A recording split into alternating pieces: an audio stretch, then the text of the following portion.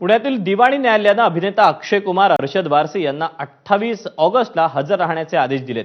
एका हिंदी चित्रपटात कलात्मक स्वातंत्र्याच्या नावाखाली वकील आणि न्यायाधीशांवर असभ्य विनोद केल्याचा आरोप हा त्यांच्यावर आहे।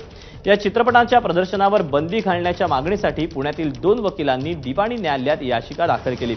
या प्रकरणाची गंभीर दखल घेत न्यायालयानं निर्मात्यासह अभिनेता अक्षय कुमार, अरशद वारसी यांना 28 ऑगस्टला हजर राहण्याचे आदेश दिले आहेत।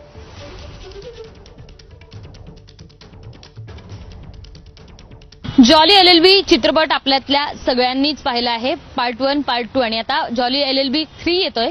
मात्र हा चित्रपट काही प्रमाणात वादात सापडल्याचं आता दिसून येते, कारण अरशद वारसी, अक्षय कुमार या दोघांनाही आणि त्यांच्यासोबतच असलेल्या निर्माता आणि दिग्दर्शक यांना समन्स बजावण्यात आला आहे। आणि हा समन्स का बजावण्यात आलाय?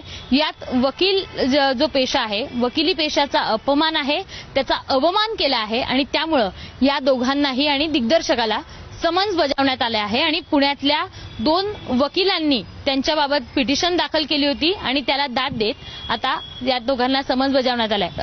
काय नेमकं पिटिशन आहे आणि काय तुमचं नेमकं म्हणणं आहे?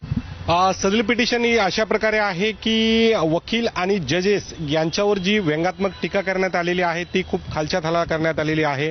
जसं तुम्ही ट्रेलर बघितलं असेल तर अक्षय कुमार आणि अरशद वारसी यांचा कोर्टात वादिवाद आणि संवाद चालू आहे। तितक्यात अरशद वारसी म्हणतो, अरे वो जज है उसकी कुछ तो इज्जत रख ले। परत जजला मामा म्हणजे मामू असं म्हणण्यात आलेलं आहे।